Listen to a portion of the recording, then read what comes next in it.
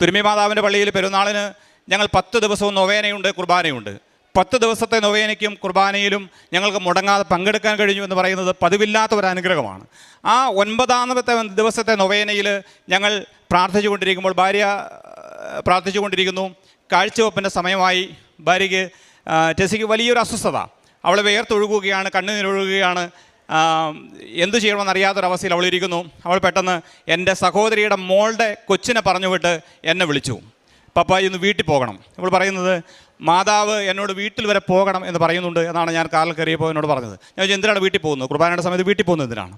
അപ്പോൾ എന്തായാലും ഭാര്യ പറഞ്ഞു അവളുടെ ഒരു സങ്കടകരമായ അവസ്ഥ.